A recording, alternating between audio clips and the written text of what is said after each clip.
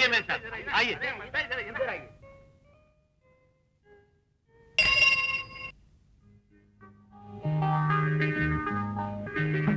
Rickshaw high court चलो।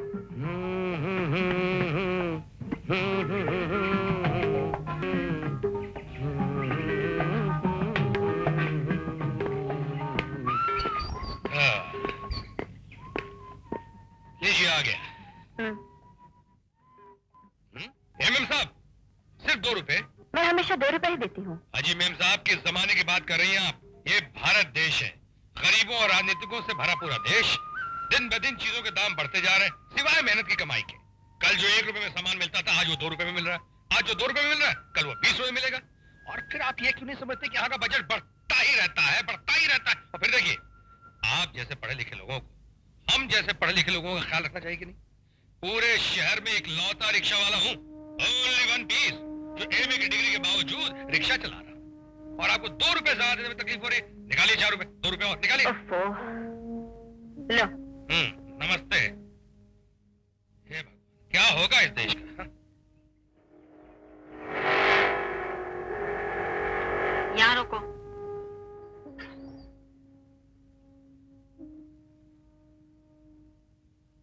ये लो। जरा प्यार से तो बोला करो देवी जी। अरे भाई जल्दी चलो, जल्दी। अरे मनोहर तुम? अरे बातें बाद में करेंगे दोस्त, अभी तू रिक्शा भगा। मेरी जान खतरे में, कुछ लोग मेरा पीछा कर रहे हैं। अरे पीछा करने वाले तेल लेने गए यार। रघुनाथ प्रसाद राय एमए की रिक्शा को कौन पकड़ सकता है? ये देखो। रघु, तुम एमए पास करके रिक्शा क्यों चला रहे हो? अरे भाई यही सवाल कई बार मैं अपने आप से खुद भी कर चुका हूँ। अब जहां जाता हूँ नौकरी के लिए पाता हूँ कि मुझसे कम पढ़ा लिखा आदमी पहले ही रख लिया गया, तो सिवाय रिक्शा चलाने का और क्या रास्ता था? खैर छोड़ो, ये बताओ तुम्हारे पीछे कौन लोग पड़े थे? अरे पुलिस वाले। पुलिस वाले? पुलिस वाले तुम्हारा पीछा क्यों कर रहे थे? साले कहने लगे धंधा बढ़ गया तो हफ्ता भी बढ़ाओ। मैंने मना कर दिया तो साले भूत की तरह पीछे पड़ गए। अबे ओ राम मनोहर त्रिपाठी के बच्चे, तो स्मगलिंग का धंधा करने लगा है? करने लायक और कोई काम भी नहीं। मेरी बात मानो तो ये रिक्शा छोड़ो, मेरे साथ चलो मेरे बॉस के पास, और तुम रघु रिक्शा वाला से रघु सोना वाला बन जाओगे। रघु सोने वाले के बच्चे, राम मनोहर त्रिपाठी की औलाद, दोस्त समझकर पहली बार तुझे माफ कर देता हूँ। अगर दोबारा कोई ऐसी बात की ना मुझसे, तो तुझे पुलिस के हवाले में खुद कर दूंगा, समझा? फुट यार फुट। अच्छी बात है मेरे बाप, अगर इरादा बदल जाए या मेरी जरूरत पड़े तो मेरे नए पते पे आ जाना, 21C पैलेस जुहू। मेरी दोस्ती में फायदा ही फायदा है, याद रखना। जाना। अरे सर्वश्री रघुनाथ जी। हाँ वकील साहब। क्या बात है यार, आज बहुत चमक रही हो।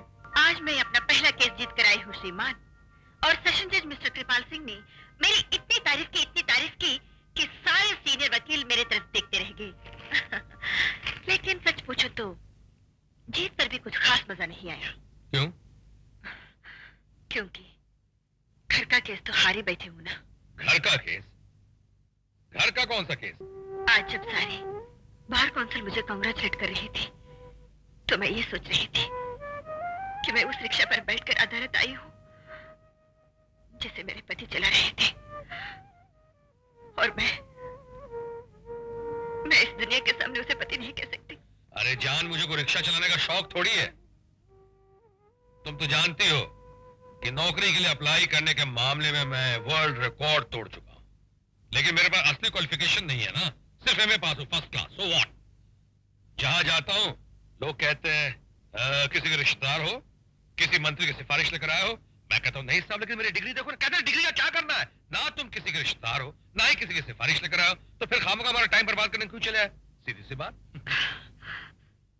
अपने दिल में इतनी कड़वाहट न भरो जान, यही अन्याय तो हमारे समाज की आधारशिला है। देखो जान, जिस दिन तुम्हारे इस जान को गुस्सा आ गया ना, मैं समाज के ऐसी तैसी कर दूंगा। ऐसे तैसे नहीं की जाती, समाज को बदला जाता है। अच्छा थोक डालो कड़वाहट को।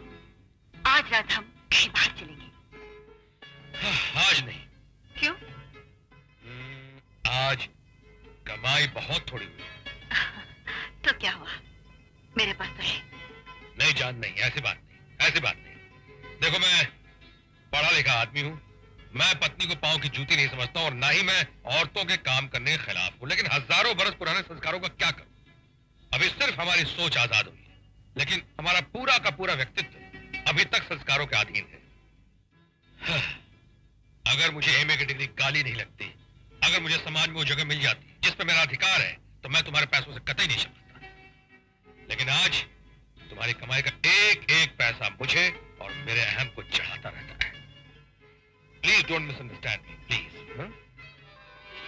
भाभी भाभी मुझे बहुत भूख लगी है। अरे मूंगीलाल, तुझे 4 फुट 5 इंच की भाभी दिखाई देगी, ये 6 फुट 2 इंच का बड़ा भाई दिखाई नहीं दिया है? सॉरी भैया, भूख लगी है भैया। और बहुत बहुत भूख लगी है मेरे भाई, जल्दी कुछ किया जाए।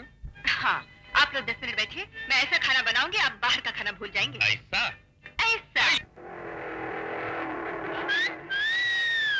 आओ जानी आओ, मैं तुम्हें ड्रॉप कर दूंगा। अरे भाई क्यों लड़कियों को छेड़ते हो? तो क्या मैं तुम्हें छेड़ूं मेरी चंबक छल्लो? अच्छा, तुम मुझे छेड़ोगे? बड़ी खुशी से मेरी जानी। कब छेड़ोगे राजा? अभी मेरी जान, आजा पीछे बैठ जा, तुझे अभी आइसक्रीम खिला के लाता हूँ।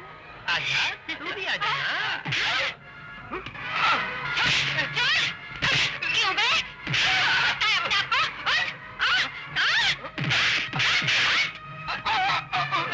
नहीं करेंगे? क्या बोल रहा था?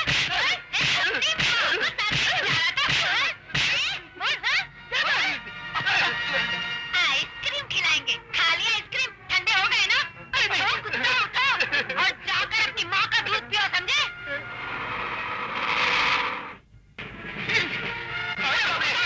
ले चलो पुलिस स्टेशन, वहीं चल के इनकी धूल झाड़ लो। और तुम लोग खड़े खड़े मुर्गी की तरह कांप क्या रहे हो? अरे ऐसे लोगों को तो निकालो जूता और मारो सालों के मुंह पर, फिर देखो कैसे दोबारा छेड़ते हैं। अरे जरा हिम्मत करो, हिम्मत।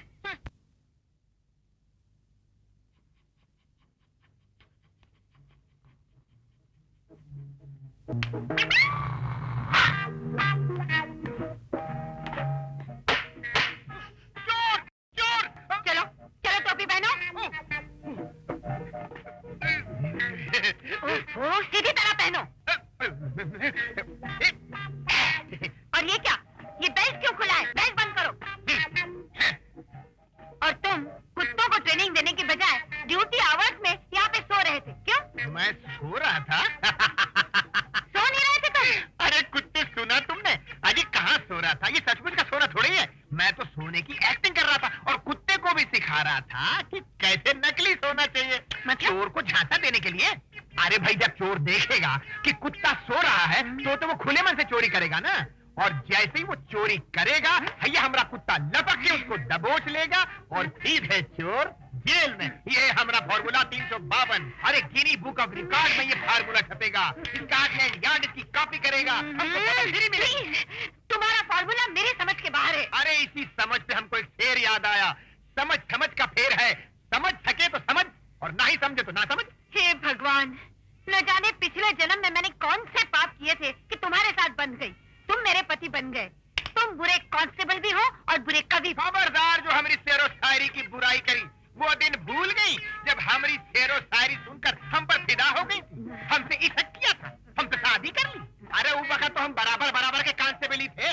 वो बात ठीक है कि तुम समझदार निकली, प्रमोशन हो गई और हॉट कांस्टेबल हो गई। इसका मतलब हम खराब कवि हो गए। अरे हम तो कहते हैं कि थोड़ी अक्ल इस्तेमाल करो, थोड़ी मेहनत करो कि तुम्हारी भी प्रमोशन हो। चलो अभी जल्दी से कुत्तों को ट्रेन करो। हाँ, हम ऐसे सारे कुत्तों को ट्रेन करेंगे कि उनको छठी का दूध याद आ जाएगा। और तुम भी घर पहुंचो, हम डंडा लेकर आ रहे हैं। तुमको भी ट्रेन करेंगे। प्रमोशन प्रमोशन, रात दिन प्रमोशन। ये लो।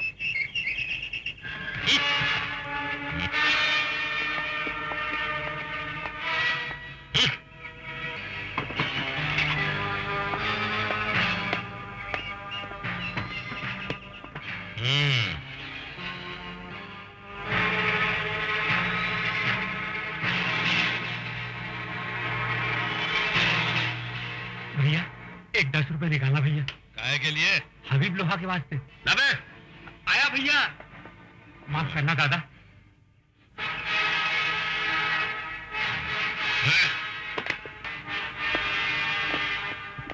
हफ्ता निकाल बे। क्या बे? 10 रुपया। क्यों, तेरे बाप की शादी है क्या? यहाँ पर रिक्शा खड़ा करने का हफ्ता लगता है, समझा? बहुत बोल रही है। नाम अता पता बता।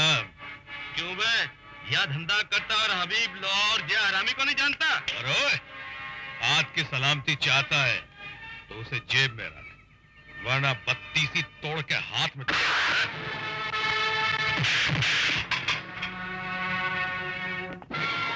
तुझे देख लूंगा। अबे जा जा चमनलाल मूंगीलाल के औलाद, चल फट। भैया वाह वाह वाह, मजा आ गया। रघु, तुम्हें रिक्शा चलाना है तो या तो ठीक से लड़ना सीखो या चुपचाप हफ्ता दो। अरे भाई तुम दिन रात मेरे रिक्शा चलाने के पीछे क्यों पड़ी रहती? कहा ना कि मैं अपने संस्कारों से मजबूर हूं, कुछ नहीं करूंगा तो टूट जाऊंगा। रिक्शा चलाता हूं तो मेरा पसीना मेरे अंदर की धधकती हुई आग को धीमी आंच देता रहता है कि समाज ने तुम्हारे साथ बड़ा अन्याय किया है और भगवान ने भी कुछ अच्छा सलूक नहीं किया। काश तुम्हें किसी मंत्री या उप मंत्री की बेटी बना देते तो उनकी भगवानी में क्या कमी हो जाती। हमें अन्याय के इस कीचड़ में रेंग रेंग कर जीने वाला केचुआ बनने की क्या जरूरत है। खैर छोड़ो, तुम शॉपिंग के लिए कह रही थी ना, चलो शॉपिंग करा देते। शॉपिंग कहाँ जा रही है? शॉपिंग कल करेंगे। हाँ, काल करें सो आज करें, आज करें सो अब तुम जल्दी से तैयार हो जाओ, मैं रिक्शा निकालता हूं। एक बात बताओ, ये रिक्शा निकालने के नाम पे तुम मुझे इतना घूर के क्यों देखती हो? अगर मैं मोटर गाड़ी निकालने की बात करता तब भी क्या तुम मुझे इतना घूर के देखती? अरे रिक्शा चलाने के नाम पे शर्मा तो मैं क्यों शर्माऊं? शर्माए साला वो समाज, शर्माए वो यूनिवर्सिटी जिसने मुझे डिग्री दी है। हम और तुम क्यों शर्मा? हाँ चलो जल्दी से तैयार हो जाओ, मैं रिक्शा निकालता हूं। बस ये पैक कर दीजिए। अच्छा मैडम। बस अब सुनील के लिए कुछ ले लें? हाँ एक्सक्यूज मी, जी इस बच्चे के लिए कुछ ड्रेसेस। ये देखिए, और ये भी देखिए। हाँ, ये 3 दे दीजिए। अच्छा, बस 3? जी, आपके ड्राइवर के लिए क्या दूं? वो मेरा ड्राइवर नहीं, मेरे पति हैं। I am sorry. नहीं, सॉरी की कोई जरूरत नहीं। दरअसल मेरी कटी फटी शक्ल है ना, इतनी घटिया है कि आपने मुझे ड्राइवर समझा। कई लोग तो मुझे मेम साहब का नौकर तक समझ लेते हैं। कोई बात, आइए देवी जी चलिए।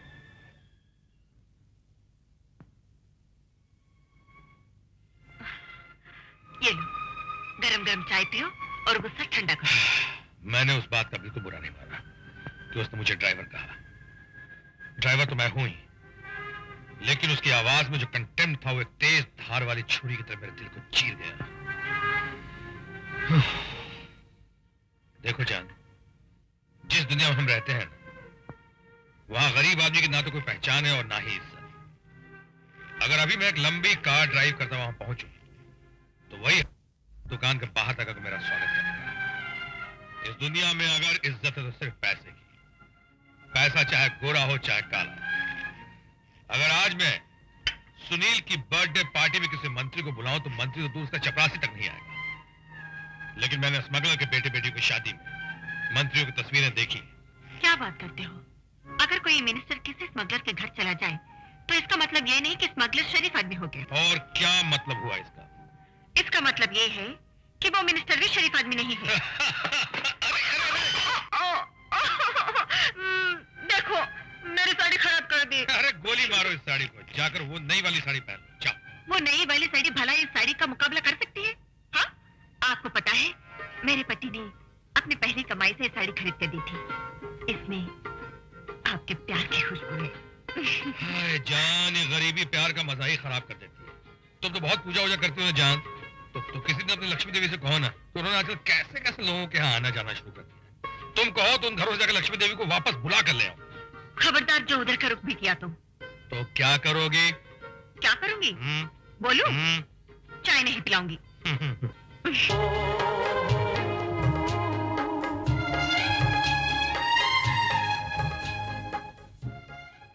जय बोलो हनुमान की, जल्दी से आओ, मुंह मीठा कर लो। ये मिठाई किस खुशी में? कहीं नौकरी मिल गई है? नौकरी नहीं, प्रमोशन। प्रमोशन? हाँ, पहले खाओ तो सही, फिर पूछते रहना। अब तो बताओ।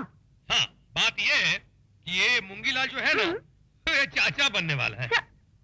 जी हाँ, वो ऐसा कि आप माँ बनने वाली है, मैं बाप बनने वाला हूँ, और डॉक्टर ने ये राज मुझे बता दिया और आज मैं बहुत ही खुश हूँ। अब आकर जल्दी से गले लग जाओ। अरे ओ जानकी, जय बोलो हनुमान की। अरे तुम्हें ये सब करने की कोई जरूरत नहीं है भाई। डॉक्टर ने तुम्हें आराम करने को कहा। चलो अंदर चल के आराम करो, चलो। अगर मैं आराम करूंगी तो घर का काम कौन अरे करेगा? घर का काम करने के लिए तुम्हारा एक लौता और चहेता पति जो है, तुम सिर्फ आराम करो, बाकी काम मैं कैसे करता हूँ मैं करके दिखाता हूँ। जय बोलो हनुमान की।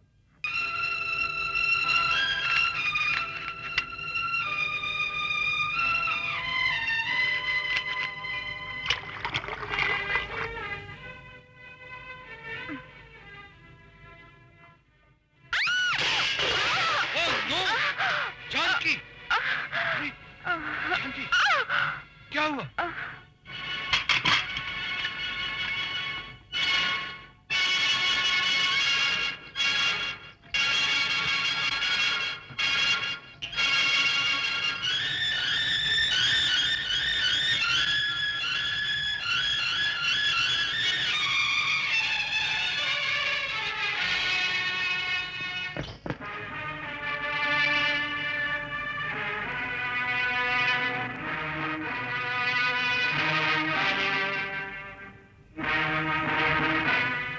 भैया, यही वो आदमी जिसने मुझे मारा था। अबे खुद को लोहा कहता है और इससे हफ्ता वसूल नहीं कर सका।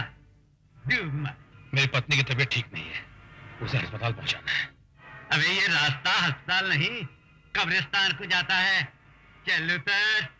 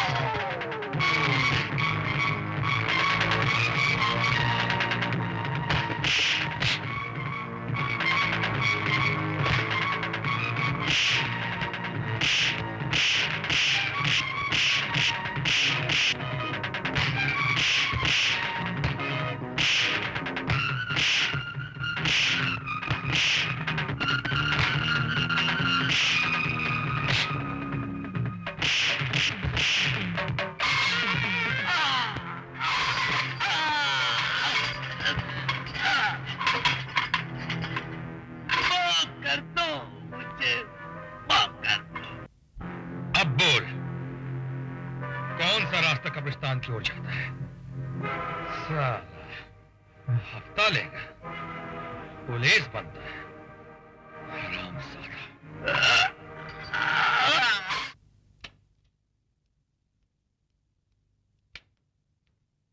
डॉक्टर साहिबा, जानकी मिसकैरेज हुआ है। आपकी बीवी की जान खतरे में है। अगर आप ये दवाइयाँ जल्दी से ले आए तो बेहतर होगा, लेकिन जल्दी कीजिएगा वरना खतरा बढ़ जाएगा। जी। 250 रुपए। क्या 250 रुपए? सर मेरी वाइफ की तबीयत बहुत खराब है, अगर ये दवाएं उसे न मिली तो। दवा देने से मैं कब इनकार कर रहा हूँ? दाम दो और दवा ले लो। भाई साहब मेरी बीवी की तबीयत बहुत ही खराब है, अगर ये दवाएं उसे वक्त पर ना मिली तो। दवा की दुकान पर लोग तभी आते हैं जब कोई बीमार पड़ता है। सॉरी, मैं उधार नहीं दूंगा। भाई साहब मैं आपसे विनती करता हूँ, मेरी वाइफ की तबीयत बहुत ही खराब है। देखो मिस्टर, तुम्हारी वाइफ जिए या मरे, मैं उधार नहीं दूंगा, समझे?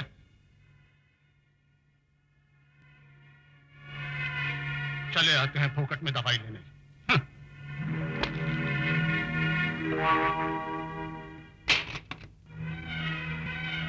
अरे रघु, तुम? यार मैं ईमानदार लोग तो छोटी मोटी मुसीबतें फंस ही नहीं सकते यार, क्योंकि सबसे बड़ी मुसीबत, या ये कहो कि मुसीबतों की माँ तो खुद ईमानदारी है।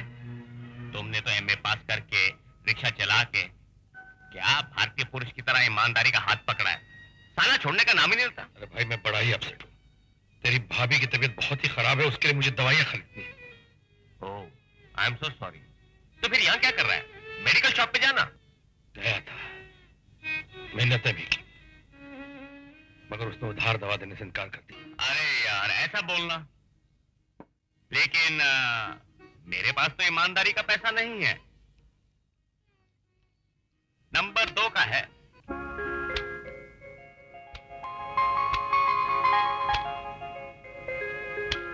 देख, तेरी भाभी की जान नंबर 2 की नहीं है। धन्यवाद। डॉक्टर साहिबा, जल्दी कीजिए, ये लीजिए दवाइयाँ। गुड, अब तुम्हारी घरवाली बच जाएगी, लेकिन अफसोस अब उसे बच्चा नहीं हो सकता। घर वाली तो बच जाएगी ना डॉक्टर साहिबा, मेरे लिए ही बहुत है। बच्चे का क्या है, बहुत से लोगों को तो औलाद ही नहीं होती, और फिर भगवान ने तो मुझे एक बेटा समान भाई पहले से ही दे रखा है। लीजिए डॉक्टर साहिबा।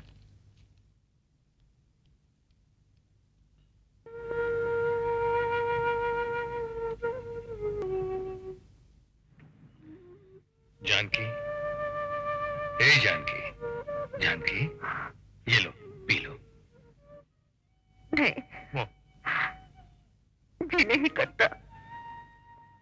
सुनो, मैं तुम्हारा दुख समझता हूं, लेकिन होने को कौन टाल सकता है।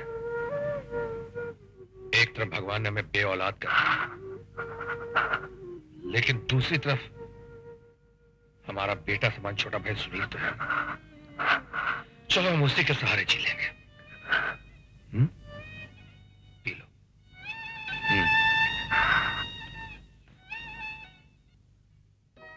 भाभी भाभी, प्रोग्रेस रिपोर्ट पे साइन कर दीजिए। Very good, first rank.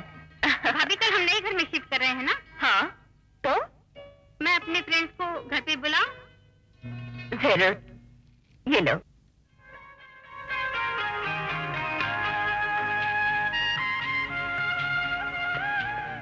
अरे, आप अभी तक काम पर नहीं गए भैया? हम काम पे गए या नहीं गए, आप अभी तक घर पे क्या कर रहे हैं? स्कूल का टाइम हो गया, चलिए स्कूल जाइए। नमस्कार रघुनाथ बाबू। आइए Munshi ji. Good morning uncle. Good morning बेटी। देखो, तंत्रनाथ मिश्रा जी की बेटी भी आगे तैयार होके, तुम लोगों के स्कूल जाने का वक्त हो गया है, फौरन निकलो। चलो रश्मि। सच कहता हूँ साहब, आप तो तकदीर लिखवा कर लाए हैं। बिना हाथ पैर हिला ही सब कुछ मिल जाता है। जुबान बहुत लंबी हो गई आपकी तंत्रनाथ मिश्रा जी, अपनी औकात पे रहा। नमस्ते मैडम। नमस्ते। मुंशी जी, चंद्रमुखी वर्सेस कालीचरण की फाइल रखी है ना? ये भी कोई पूछने की बात है? उस केस की तो आज तारीख है। वैसे मैं घर से हर फाइल लेकर निकलता हूँ। अच्छा, रघु, तुम्हारा क्या प्रोग्राम है? कुछ नहीं।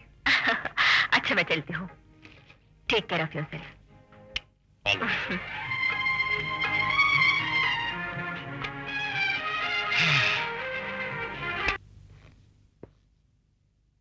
अरे यार, तुम यहाँ बैठे हो? तो आपको भी मेरा इस तरह से घर में बैठना अच्छा नहीं लगता? कोई बात नहीं। आइए, आज घर का रास्ता कैसे भूल पड़े? यार भूला नहीं, सुबह से तुम्हारी तलाश कर रहा हूँ। रिक्शे के हर अड्डे पे तुम्हें ढूंढा, जब कहीं नजर नहीं आए तो यहाँ चला आया। आज काम पर नहीं गए? नहीं, काम पे नहीं गया। मगर तुम्हें क्या काम है, बोलो। मुझे तुम्हारी मदद की जरूरत है। मेरी मदद? कैसी मदद? देखो रघु, दोस्त ही दोस्त के काम आता है। उस दिन तुम परेशान थे तो मैंने तुम्हारी मदद की। आज मैं मुश्किल में हूं और तुम उसे आसान कर सकते हो। यार अगर ऐसी बात है तो बोलो, जान हाजिर है। अरे यार, जान नहीं चाहिए। ये बैग इस पते पे पहुंचा देना, बड़ी मेहरबानी होगी। मगर भाई इस बैग में है क्या? अरे यार, मुझ पर विश्वास करो। और यार, जब मदद करते हैं इस तरह सवाल जवाब नहीं करते। अरे भाई, इसमें इतना टची होने की क्या जरूरत है? ठीक है, पहुंचा दो।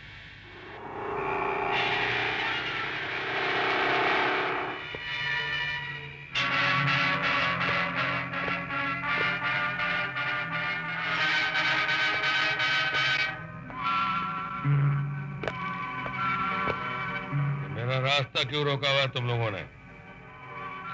बैग इधर ला पहले। माल? ओहो, माल चाहिए? हाँ, शाबाश। तू तेरे बाप का माल है तो दे दो। अरे माल निकाल, माल। अरे भाई, चल दूर हट, मैं इनकी तरफ भटकियों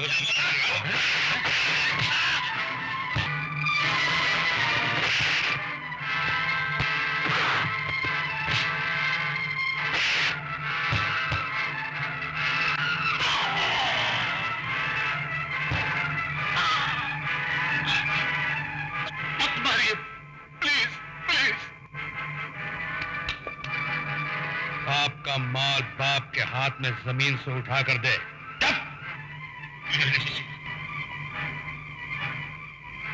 साला विदेशी टकला।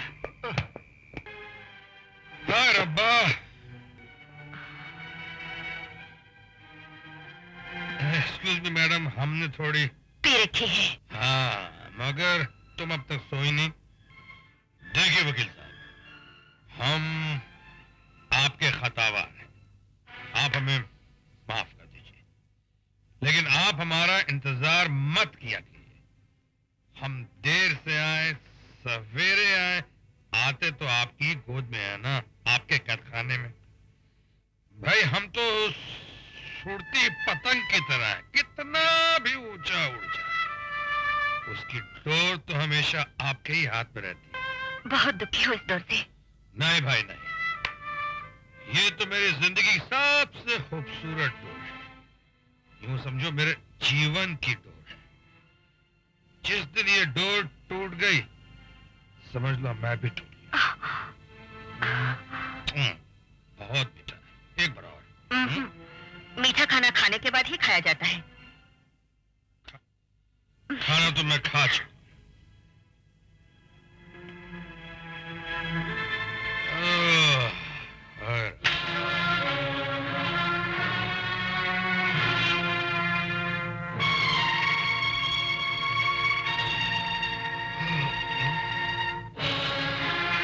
आज अपने बचपन का दोस्त मिल गया था, जो आज बहुत बड़ा बिजनेसमैन बन गया। कौन है वो दोस्त? अरे वो त्रिपाठी मेरे साथ स्कूल में पढ़ता था, लेकिन आज उसका स्वभाव बिल्कुल नहीं बदला। आज के जमाने में ऐसे दोस्त कहाँ मिलते हैं? हाँ, कहाँ मिलते हैं? दावत भी खिलाते हैं, दारू पिलाते हैं और नोट भी देते हैं। अरे भाई, ये नोट उसने नहीं दिए हैं, ये तो मैंने रात भर के लिए मांगे हैं। क्यों? सिर्फ ये देखने के लिए कि जब माल जेब में हो तो नींद कैसी आती है। अभी ये रुपए त्रिपाठी को दे दो। क्यों? मांगे की नींद सोने से क्या फायदा? हाँ, मेहनत करते हो तो इतनी गहरी नींद सोते हो कि करवट तक नहीं लेते। तुम्हें इन नींद की गोलियों की जरूरत नहीं है। समझा? क्या समझे? यही कि तुम नहीं चाहती कि मेरे पास पैसा हो। अगर मेरे पास पैसे हो गए, इसका मतलब है तुम्हारा इस घर में डिमोशन हो जाएगा। तुम्हारा वो मधुबनी वाला मुंशी जी, क्या नाम है उसका? हाँ, तंत्रनाथ मिश्रा, वो मेरा अपमान नहीं कर सके। दुकानदार को तुम्हें ये कहने की जरूरत नहीं पड़ेगी, मैडम अपने ड्राइवर के लिए भी कुछ खरीद लीजिए। और तुम्हें उस दुकानदार को ये कहने की आवश्यकता नहीं पड़ेगी कि ये मेरा ड्राइवर नहीं, हस्बैंड है। ऐ शाबाश, उस दुकानदार ने उस दिन घर वालों से जाकर कितनी तुम्हारी तारीफ की होगी कि भाई पत्नी हो तो जान की देवी एडवोकेट जैसी। भरी दुकान में बेझिझक कह दिया कि ये आदमी मेरा ड्राइवर नहीं है, हस्बैंड है। नमस्कार।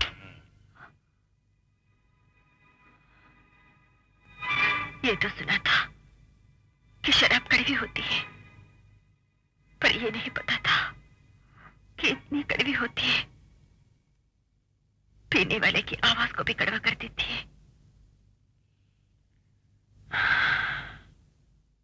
अरे तेरी तो, अरे बाप रे, ओ, अरे बाप रे, क्या रे भाई, ओ हो, अरे बाप रे, ओ, तेरा पानी पिला दे, पानी।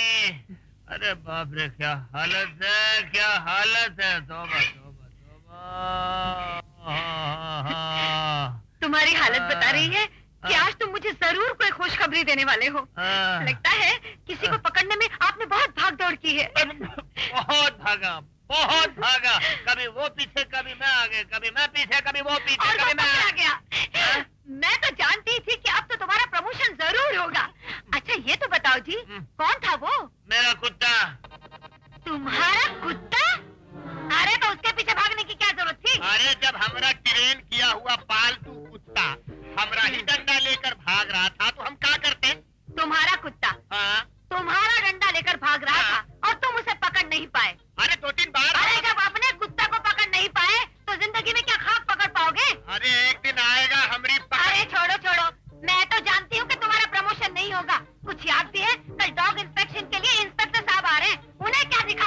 अरे कल तो आने तो हम दिखा देंगे अपनी ट्रेनिंग वाले डंडे का कमाल। कौन रोकेगा ससुरा हमारी प्रमोशन। बात है राजा बाबू पहलवान, वो लटकाए क्यों बैठो भैया? बड़े चक्कर में फंस गया हूँ यार। क्या हो भैया? तुम्हारे हाथ जो बैग भेजा था ना, उसमें से माल कम निकला। क्या बात कर रहा है दोस्त, ऐसा हो ही नहीं सकता। वो तो मैं भी जानता हूँ, मगर अरे अगर मगर कुछ नहीं तो सही सामान रखने में कुछ भूल हो गई होगी। अरे भैया वो कहावत नहीं सुनी, खेत खाए गधा और मार खाए चुलाहा। बॉस लोगों की गलती भी हमारे माथे पड़ती है। वो सोचता है कि सामान मैंने चुराया है। तेरा बॉस पहले नंबर का पागल है। साला कल ये चोरी का शक मुझ पे भी आ सकता है ना, क्योंकि सामान तो मैंने दिया था। एक काम कर, मैं तेरे साथ चलता हूँ। बोल कहाँ चलना और कब चलना, बोल। किसी न किसी ने तो चोरी की है, और माल क्या हवा खा गई। मुझे सिर्फ मनोहर पर नहीं दूसरों पर भी शक है, और जब तक असली चोर का पता नहीं चल जाता मुझे हर आदमी पर शक रहेगा। तुम लोगों की खोजबीन का क्या नतीजा निकला? Hi dad.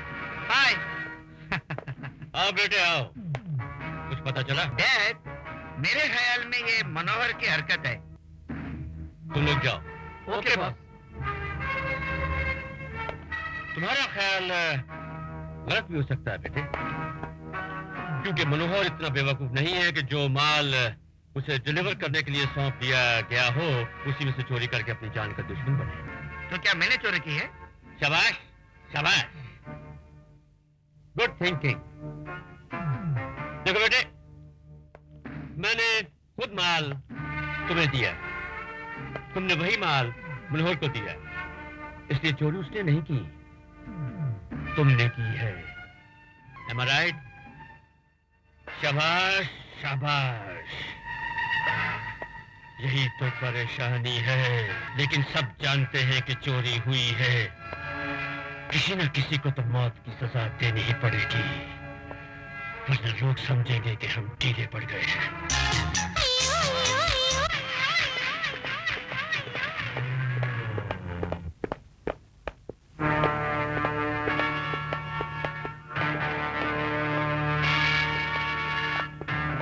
Close the door. Yes boss. वो आदमी कौन है? मेरा दोस्त रघुनाथ, रघुनाथ उसका नाम है। रिक्शा चलाता है, हफ्ता तो देता नहीं, ऊपर से मारपीट करता है। तो वो रिक्शा वाला चोरी में तुम्हारा पार्टनर है? देखो सेठ, माल गिनकर तुमने हमको दिया, वही माल की डिलीवरी रघु ने दी। वो बहुत ईमानदार आदमी है। हाँ हाँ, तुम ईमानदार हो, वो ईमानदार है, इसका मतलब चोर मैं हूँ। देखो मनोहर, तुम्हारा भला इसी में है कि अपनी गलती मान लो, वरना अंजाम बहुत बुरा होगा। ए सेठ, हमको खाली पीली धमकी नहीं देने का, हम जाकर बड़े सेठ से बात करेगा। हाँ? पकड़ो इसको।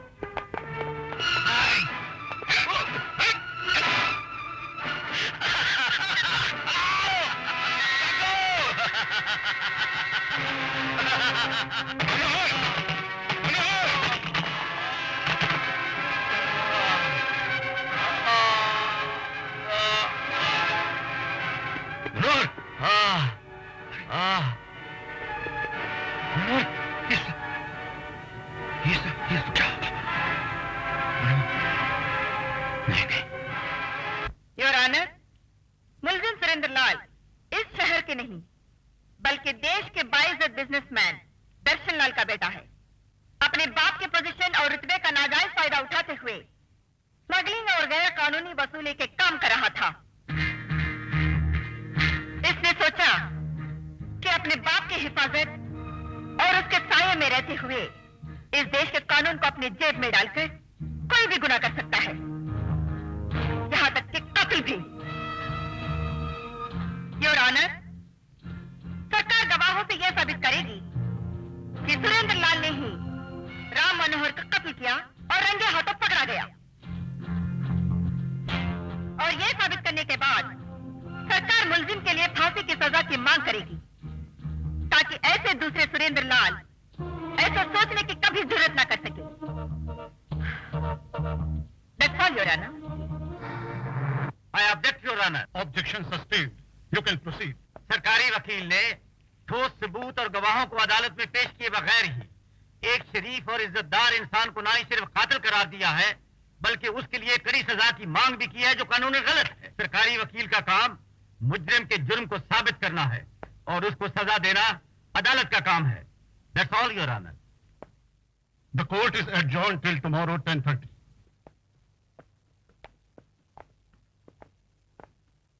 वकील साहब घर पर हैं?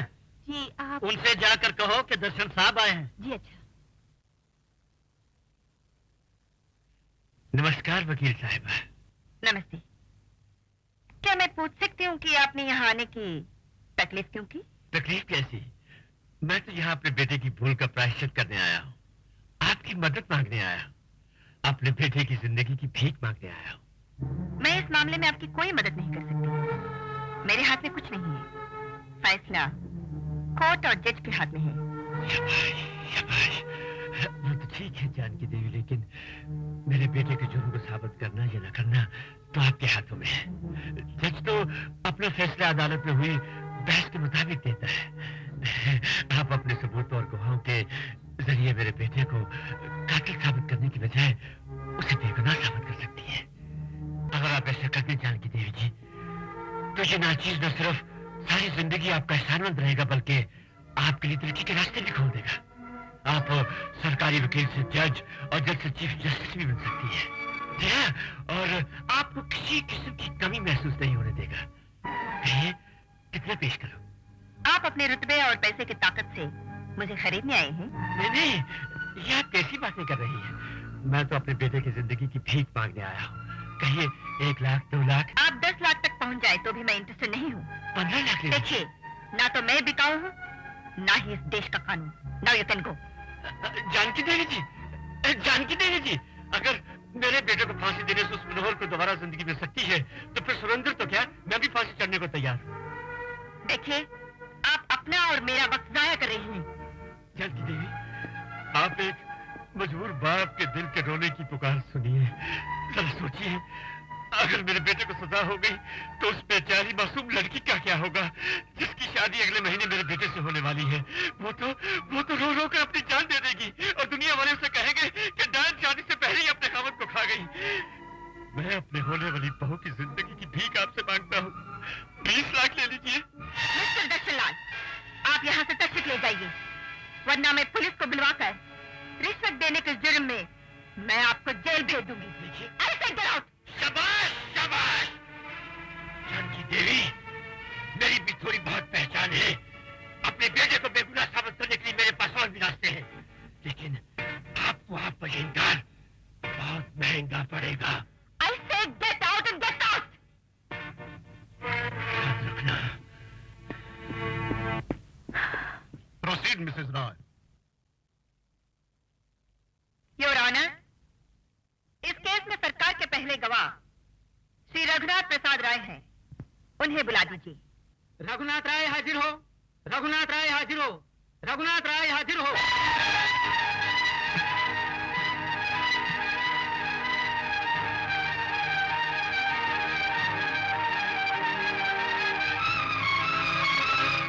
आपका नाम क्या है? तुम्हें मेरा नाम नहीं मालूम है? जो पूछा जाए उसका जवाब दीजिए। अरे आपका नाम क्या है? रघुनाथ प्रसाद राय। क्या काम करते हैं? जी पहले रिक्शा चलाता था, आजकल बेकार हूँ आपकी दया से। 12 मार्च की शाम, आपको याद है? जी हम तो कोई बात भूलते ही नहीं, यही खराबी है। गुड। तो फिर उस कत्ल की चश्मदीद कहानी सुनाइए जो आपके सामने हुआ था। कौन सा कत्ल? कैसा कत्ल? मिस्टर रघुनाथ राय। वकील साहिबा, हम कसम खा चुके हैं कि हम जो कहेंगे सच कहेंगे और सच के सिवा कुछ नहीं कहेंगे। तो आपका ये केस जिताने के लिए हम झूठ कैसे बोल दें? पहले ये बताइए कत्ल हुआ किसका? हमें कुछ पता होगा तब ना हम कुछ बताएंगे। कत्ल हुआ आपका दोस्त राम मनोहर त्रिपाठी, और कत्ल किया इस आदमी ने। इसने। हमने तो आज से पहले इस आदमी को कभी देखा तक नहीं। Just a minute, Mr. Roy. आप यहाँ आए क्यों? जी हमें पुलिस ने जबरदस्ती बुलवाया था। क्यों? अदालत में बयान देने के लिए कि हम मनोहर त्रिपाठी के कत्ल के चश्मदीद गवाह हैं। Your next witness, Mrs. Roy. Your honour, सरकारी गवाह के हॉस्टेल हो जाने की वजह से केस में नए कॉम्प्लिकेशन पैदा हो गए हैं। इसलिए मैं केस को मुलतवी करने की प्रार्थना करती हूँ। मुझे इस बात पर एतराज है योर ऑनर। सरकार के पास सिर्फ एक ही गवाह था जो टूट चुका है। इसका मतलब है कि सुरेंद्र लाल के खिलाफ कोई केस ही नहीं है। इसलिए मैं दरखास्त करूंगा कि सुरेंद्र लाल का केस डिसमिस किया जाए और उसकी बाइज्जत रिहाई का ऑर्डर पास किया जाए। That's all your honour. Your honour, case अभी खत्म नहीं हुआ। मैं गवाह से कुछ सवाल पूछना चाहती हूँ। Permission granted. Thank you your honour. Mister Raghunath Prasad Rai, फिर आ गई, कहिए। आप 12 मार्च को कहाँ थे? जी मैं मयूरी नाइट क्लब में बेवड़ा पीने गया था, खाना खाने गया था। वहाँ आप किसके साथ गए थे? अरे किसके साथ जाएंगे भैया, अकेला गया था। मकतूल राम मनोहर का आप जानते हैं? जी नहीं, बिल्कुल नहीं जानता जी। कत्ल होने के बाद आप क्लब में थे? जी नहीं, हम खाना खा के सीधे घर लौट आए। कैसे लौटे? टैक्सी में या पैदल चलकर? मोटरसाइकिल से। आपका था? नहीं जी, मेरे दोस्त राम मनोहर त्रिपाठी का था। Please note this point your honour. Note? लेकिन क्यों? मिस्टर रघुनाथ राय, अरे बाप रे, तो पीछे ही पड़ गई। आपके बयान से ये साफ जाहिर होता है कि आप अच्छी तरह मुलजिम को जानते हैं और उसकी जान बचाने के लिए आपने झूठ बोला। मैं कुछ नहीं जानता। क्या आप जानते हैं मुलजिम ने कत्ल किया? मैं कुछ नहीं जानता। क्या आप जानते हैं कि कत्ल होने के बाद पुलिस आई अरे थी? मैं कुछ नहीं जानता। क्या आप जानते हैं कि आप शादीशुदा मैं हैं? कुछ नहीं जानता। नहीं जानती? मैं जानता हूँ, जानता हूँ। Please note this point your honour. Your honour, लगता है गवाह अदालत में मैं कुछ नहीं जानता, मैं कुछ नहीं जानता सिर्फ ये कहने के लिए आया है। जिस तरीके से ये सच्चाई को छुपाने की कोशिश कर रहा है, उससे ये लगता है कि इसी ने राम मनोहर का कत्ल किया है। मैंने? अरे कत्ल मैंने नहीं किया है। कत्ल मेरी आंखों के सामने इसने किया है, राम मनोहर त्रिपाठी का, मेरी आंखों के सामने। जैसा मैं सच्चाई को ज्यादा देर तक अपने सीने में दबा के नहीं रख सकता। मैं अपनी झूठी गवाही से इस गुनहगार को सजा से नहीं बचाना चाहता। मैंने झूठा बयान सिर्फ बचाव पक्ष के वकील के कहने पे दिया था। मैं शर्मिंदा हूं जज साहब, मैं माफी चाहता हूं। योर ऑनर, सरकारी गवाह ने पैसे के लालच में आकर अपना जमीर बेच दिया और अदालत में झूठ बोला। इसलिए मैं रघुनाथ राय से ज्यादा गुनाहगार दर्शन लाल को मानती हूँ, जिसने अपने बेटे की जान बचाने के लिए रघुनाथ राय की किसी मजबूरी का फायदा उठाते हुए उसे खरीद लिया और अदालत में झूठा बयान देने के लिए मजबूर किया। That's all your honour. सरकारी गवाह का दूसरा बयान और पोस्टमार्टम की रिपोर्ट टैली होती है। इसलिए कोर्ट सुरेंद्र लाल को आईपीसी 302 के तहत सजाए मौत देती है।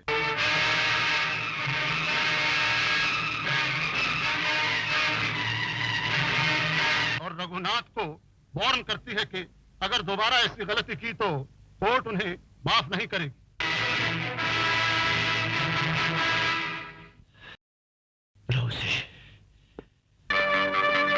शाबाश, शाबाश, तो किधर की मौत आ ही गई है। क्या साहब लीडर? कुछ कहावतें ऐसी होती है कालू कि हमेशा अपनी जेब में रखनी चाहिए। बड़े बूढ़े कह गए हैं कि जब कीचड़ की मौत आती है तो वो शहर की तरफ भागता है, लेकिन रघुनाथ राय की मौत आई है तो वो सीधा दर्शन लाल की तरफ भागा है।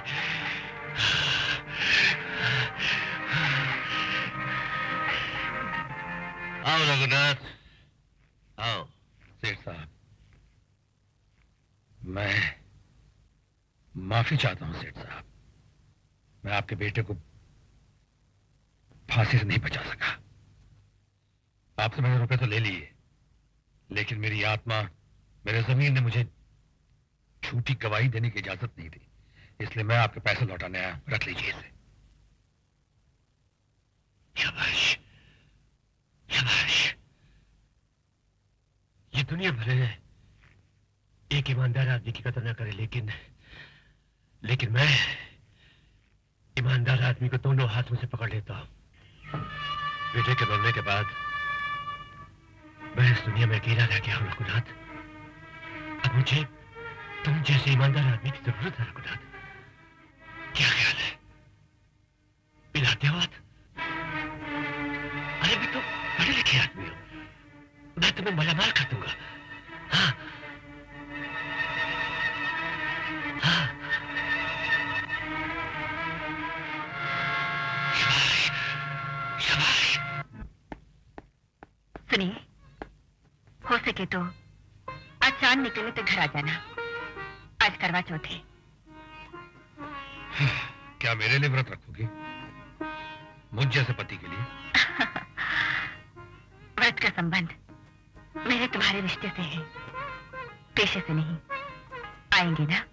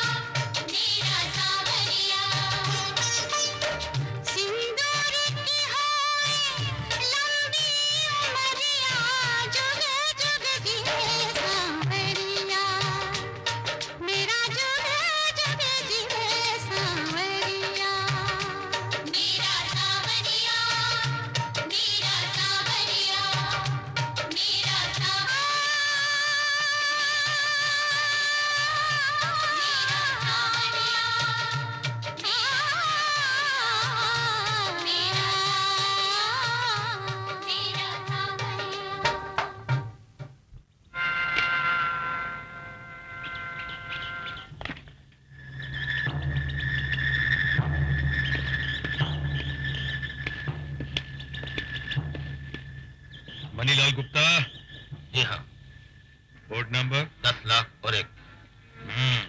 तो ठीक है। Thank you.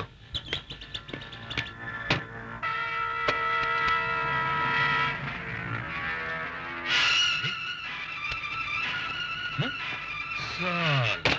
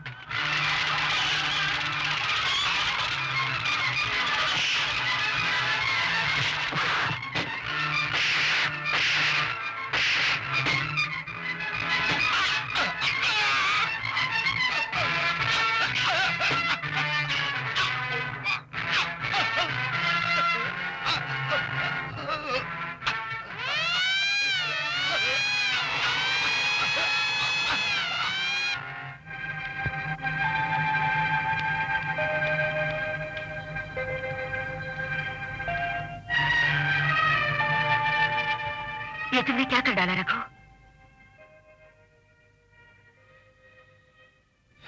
अगर एक सरकारी वकील मुजरिम से यह सवाल कर रहा है तो मैं कोई जवाब नहीं देना चाहता।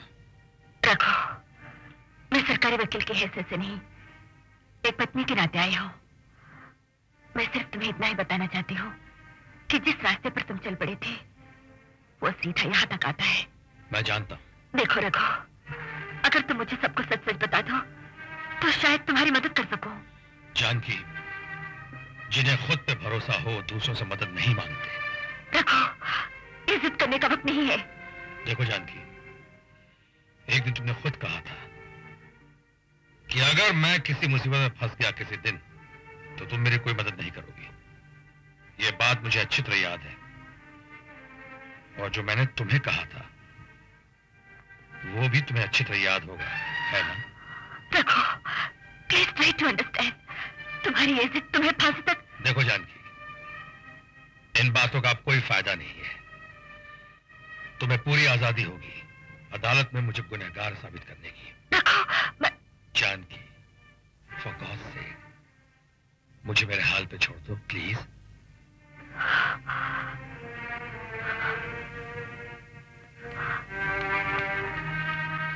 नहीं कानून नहीं। को इस मर्डर के लिए फांसी नहीं लगनी चाहिए। कुछ भी करो, लेकिन उसे उस कार कोठरी से निकालकर यहाँ मेरे पास लेकर आओ।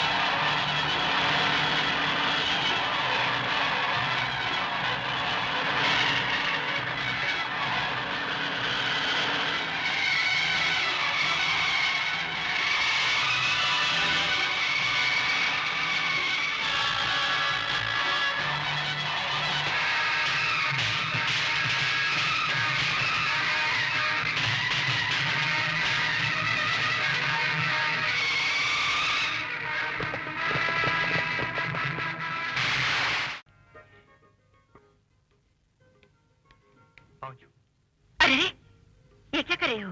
आपकी सहायता से एक मामूली मुंशी की बेटी वकील बनी है। आज ये पहली बार कोर्ट जा रही है, इसलिए आप आशीर्वाद दीजिए। Best of luck. Thank you.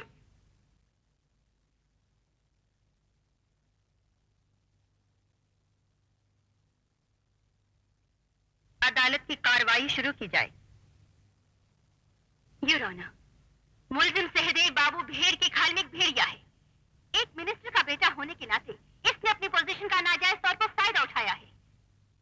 गरीबों और जरूरतमंद लोगों तक पहुंचने वाली चीजों को इसने ब्लैक मार्केट में बेचकर लाखों रुपए कमाए हैं। देश के कायदे कानून को बच्चों का खिलौना समझकर उनसे खेला है। ईमानदार सरकारी अफसरों को अपनी उंगली पर नचाया है। अपनी पोजीशन और ताकत बनाए रखने के लिए मुलजिम ने रामपुर में कौमी दंगे कराए, जिनमें 20 बेगुनाह लोगों का और 4 पुलिस अफसरों का खून बहा। मैं अदालत से दरख्वास्त करती हूँ, ये सब नजर में रखते हुए मुलजिम को सख्त से सख्त सजा दी जाए। ये अदालत वकील इस्तिगासा से पूरी तरह सहमत है। न सिर्फ मुलजिम सहदेव बाबू ने सरकार को धोखा दिया है, बल्कि जनता को भी लुटा है। और चूंकि इस पर लगाए गए सब इल्जाम साबित हो चुके हैं, इसलिए अदालत मुलजिम सहदेव बाबू को 7 साल की सख्त सजा देती है। मुबारक हो रश्मि। थैंक यू बाबा, मैं ये केस जीत गई हूँ। बेटी, भगवान की दया और जानकी देवी के आशीर्वाद से तुम्हारी जीत निश्चित थी। आंटी पहली जीत मुबारक हो Rashmi. Thank you aunty. Aunty वो सुनील नहीं आया, लगता है वो मेरी जीत में शामिल नहीं होना चाहता। अभी तो पुलिस ऑफिसर बन गए ना, कहीं काम में फंस गया होगा।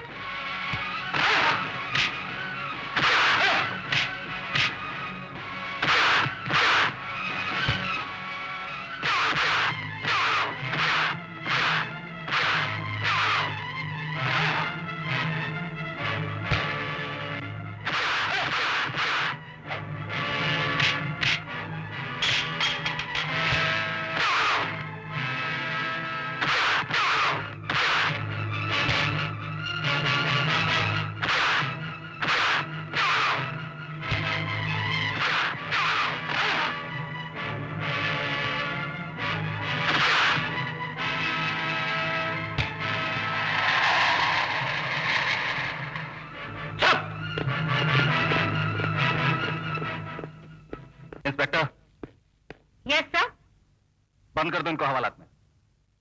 हवलदार, आया जी। हथकड़ी लगा दो। लगा दीजिए हथकड़ी। 20 साल की पुलिस की नौकरी में आज तक एक भी मुजरिम नहीं पकड़ पाए, पर इतनी तो अक्ल रखो कि हथकड़ी किसे पहनानी चाहिए। कमान। जी। अरे अबे चल बैठ। अरे चल तू अही रावण, हवालात में निपटता हूँ।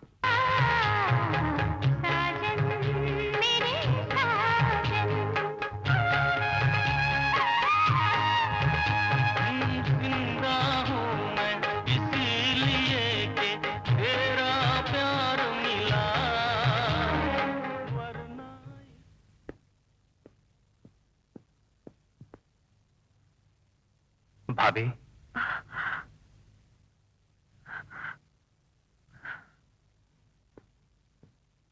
क्या भैया को याद करना नहीं छोड़ेंगी?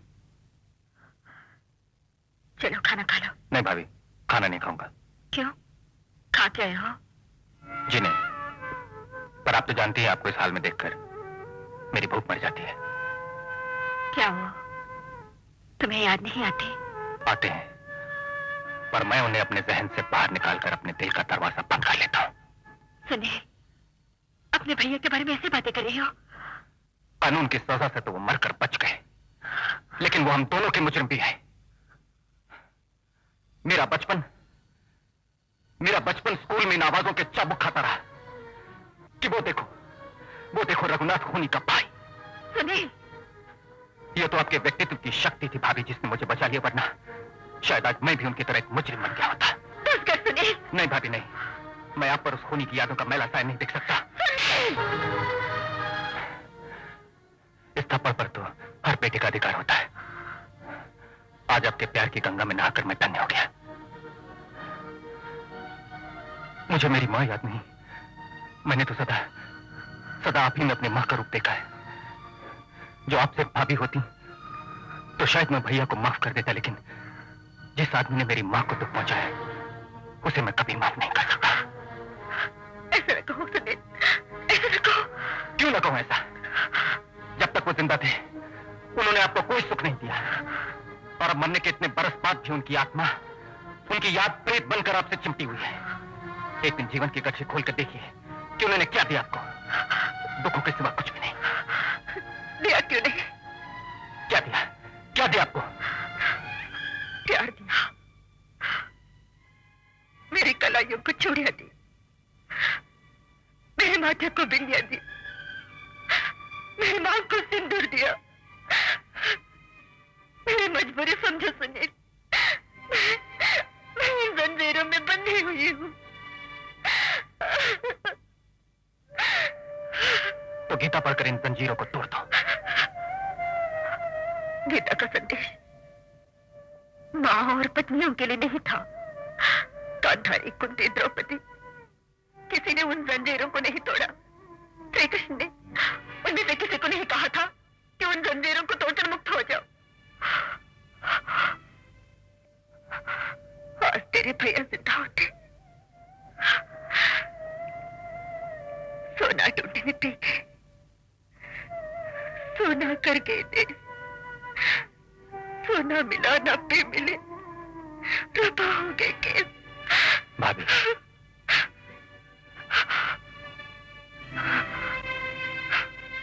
उन्हें भूल मत सुनील, न लड़ उनकी यादों से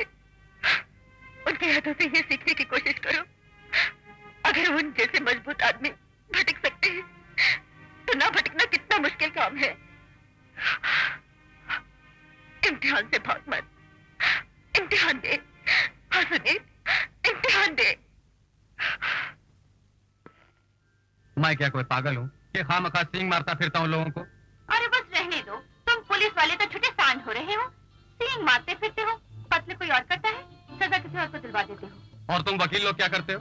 बेच खाते हो अपने क्लाइंट्स को। कोई गरीब आदमी बेचारा मुकदमा लड़ने की तो सोच ही नहीं सकता। मैजिस्ट्रेट के लिए पैसे लेते हो और खुद डकार जाते हो। डकार जाते हैं, शर्म नहीं आते वकीलों के लिए ऐसे बेतुकी उड़ाते हुए? अरे हम लोगों ने आज तक समाज को डूबने से बचा रखा था जनाब, वरना आप पुलिस वाले तो कब का चट कर चुके होते। तुम अपनी बात तो करो मत। क्यों ना करो?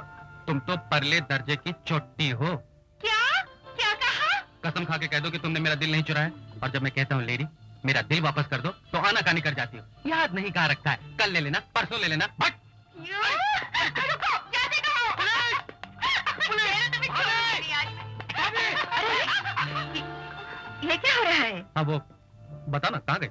हाँ शर्मा क्यों रही? बताओ ना भाभी को कि पुलिस वाले खाना तो खाते नहीं, बस रिश्वत खाते हैं दोनों वक्त। यही कह रही थी। और तुमने जो वकीलों के लिए कहा वो कुछ नहीं है क्या? कहना किसने शुरू किया था? भाभी इसी ने कहना शुरू किया था। हर पेशे में अच्छे और बुरे दोनों तरह के लोग होते हैं। भाभी मगर मगर नहीं, objection is over. Thank you your honour. अब ये अदालत फैसला करती है कि शाम की चाय पी ली जाए। आप आते हैं किचन में क्यों घुस जाती हैं? आपकी नौकरानी तो सिर्फ मटर गश्ती करती रहती है।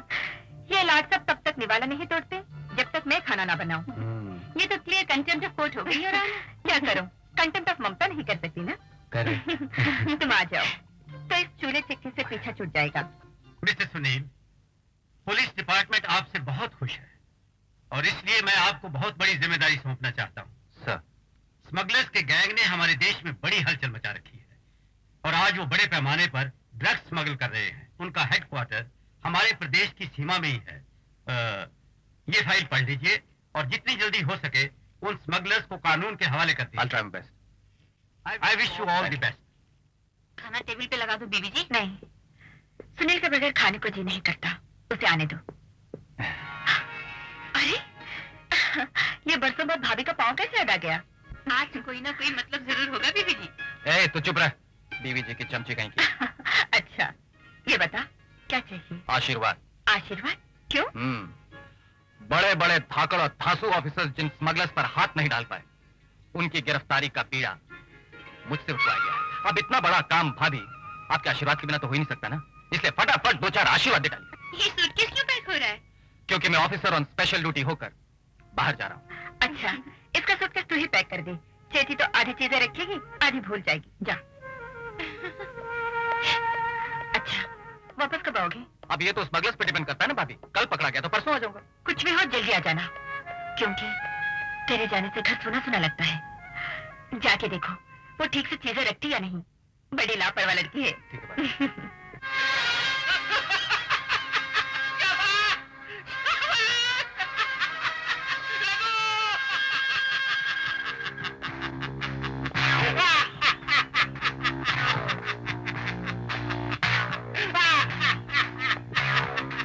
क्या बात है सेठ साहब, किस पे इतना हंस रहे हैं? जो पुलिस की वर्दी पहनकर निकला है एक शेर का शिकार करने के लिए। लो तुम भी देख लो इसे। किसकी तस्वीर है? तुम्हारे भाई की, सुनील राय की। मेरे भाई की?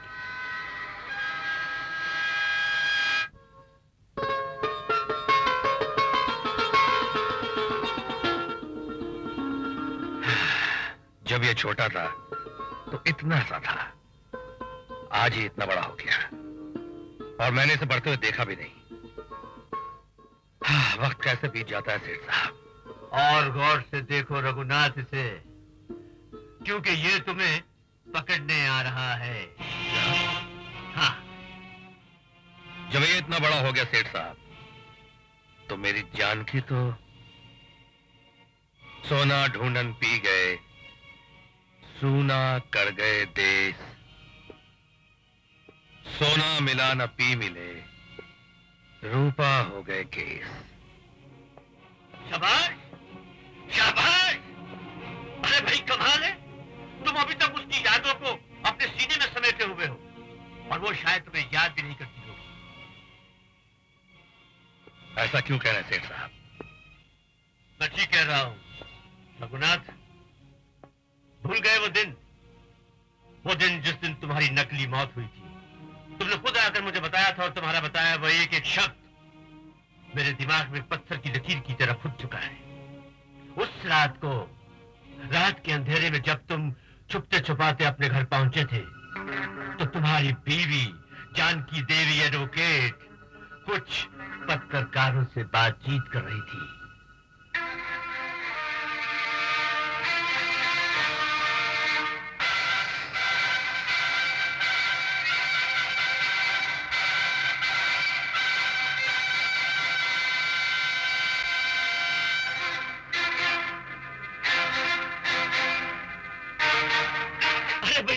कमाल के आदमी हो, उस औरत को याद कर रहे हो जिसने मुझे खुद ये बात दिन रात बिच्छू की तरह डंक मारती रहती है और आप मुझे हमेशा यही बात याद दिलाते रहते हैं। याद इसलिए दिलाता रहता हूँ क्योंकि तुम्हारे लिए इस बात को याद रखना बहुत जरूरी है। फिर मैं अपने प्यार का क्या करूं सेठ साहब? शाबाश, शाबाश। प्यार प्यार को या तो खड्डा खोद कर गाड़ डालो या चिता बनाकर जला डालो इसे। मैं तो उस औरत का मुंह भी ना देखूं जिसने, खैर छोड़ो उसे, जाओ जाकर अपना काम संभालो और सोचो, अगर उसके पल्लू से बंधे रहते तो आज तक सिर्फ रिक्शा चला रहे होते, सिर्फ रिक्शा। तो फिर मैं सुनील को भी भूल जाऊं? ना ना ना ना ना, सुनील को कभी नहीं भूलना, पल पल के लिए इसे याद रखना, क्योंकि ये तुम्हारा और मेरा दुश्मन है और फिर इसे जान की देवी जज ने पाला है। हाँ, जो कभी भी तुम्हें पिता समान भाई नहीं समझेगा, उसके लिए तुम हमेशा सिर्फ एक क्रिमिनल रहोगे। उफ, इस पैसे के लालच ने मुझे कितना अकेला कर दिया सेठ साहब। अरे भैया, भगवान का भी यही हाल है, वो भी तो अकेला ही है, हैं?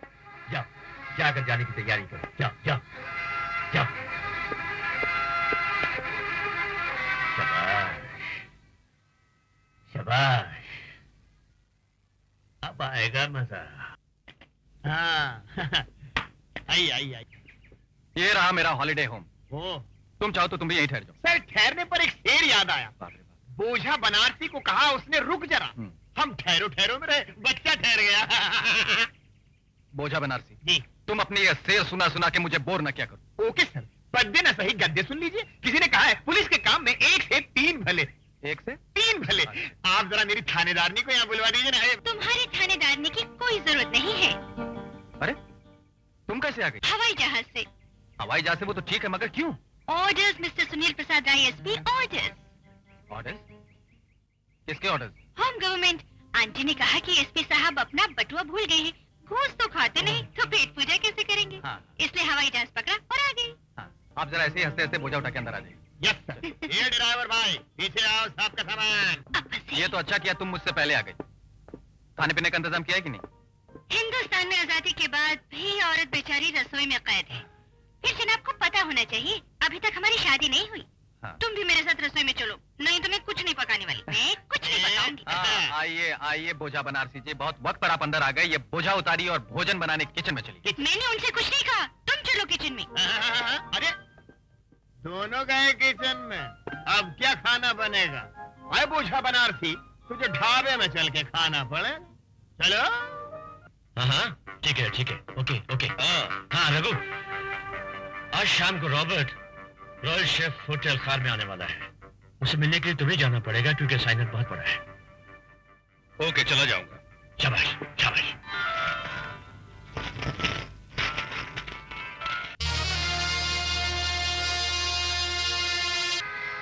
आप शायद इसे ढूंढ रहे हैं, ये लीजिए। Thank you.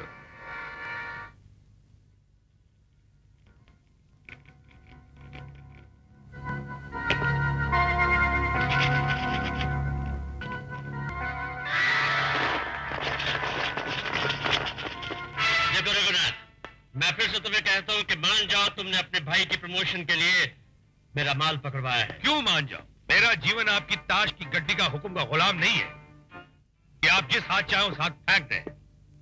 ये सही है कि आज इस धंधे में मैं आपकी वजह से हूं, लेकिन इसका यह मतलब नहीं है कि मैं आपका गुलाम हूं। ये तो मैं उस सड़े हुए और झूठे समाज से बदला ले रहा हूं जिसने मुझे इज्जत के साथ जीने का अधिकार नहीं दिया। इस कर्म क्षेत्र में एक तरफ मैं हूं और दूसरी तरफ सुनील है।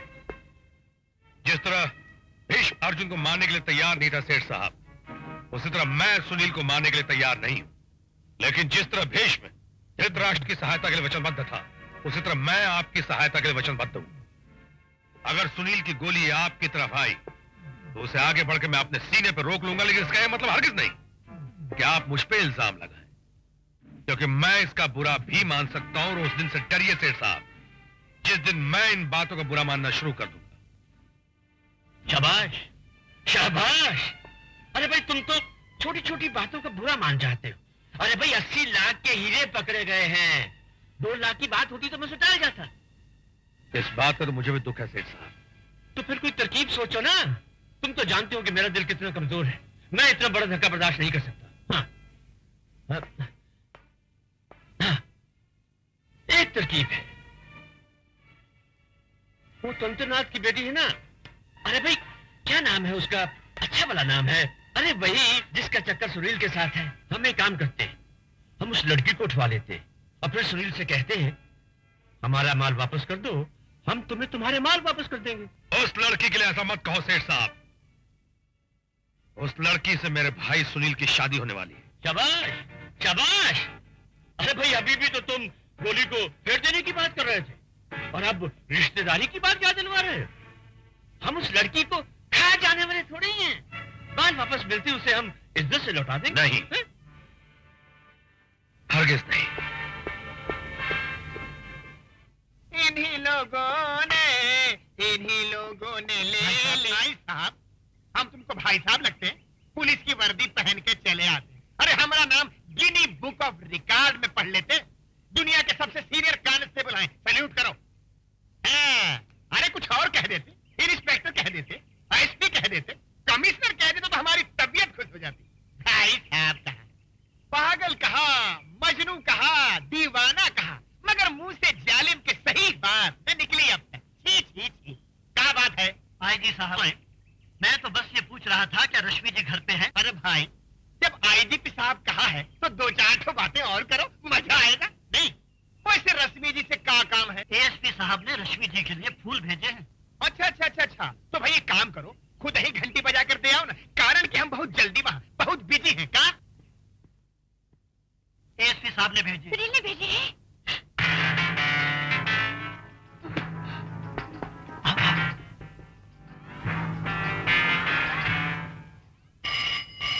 Hello, mister Sunil Prasad Roy, ASP. That's right speaking. आप कौन? शाबाश शाबाश, मैं तो मैं ही हूँ। फोन मैंने इसलिए आपको किया है कि अगर मुझे ढूंढना है तो अपनी रश्मि को मत ढूंढिएगा। कौन हो तुम? अगर आज शाम तक तुमने वो सूटकेस मुझे नहीं पहुंचाया तो रात तक तुम्हें रश्मि की लाश मिल जाएगी। ओह, तो इस घटियापन पर उतर आए तुम? आज शाम तक का वक्त है तुम्हारे पास। ओके, वो सूटकेस कहाँ पहुंचा? शाबाश शाबाश। एक गाड़ी तुम्हारे घर के बाहर खड़ी है जिसका नंबर है MRZ258। तुम्हारा वो गधा भोजा बनारसी सूटकेस लेकर गाड़ी में बैठेगा, गाड़ी को स्टार्ट करेगा और फिर टेप रिकॉर्डर को ऑन करेगा। बाकी सब बातें उसे उस टेप के जरिए मालूम हो जाएंगी। लेकिन एक बात का खास तौर से ख्याल रखना, अगर जरा भी सियाना बनने की कोशिश की तुमने तो रश्मि की जान जाएगी। हाँ।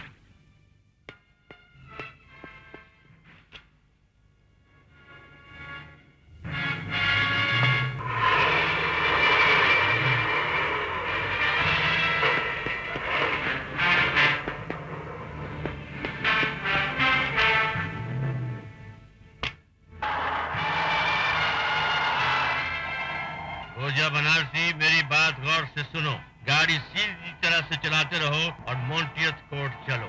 वहां पहुंचते ही तुम्हें एक कार नंबर MRZ2535 मिलेगी।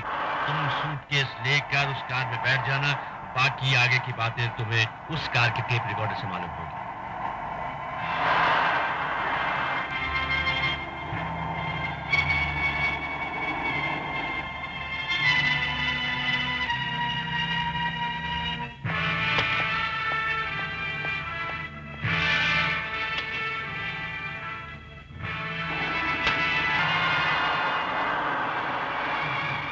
अब सीधा एम्बेसी टावर्स चलो।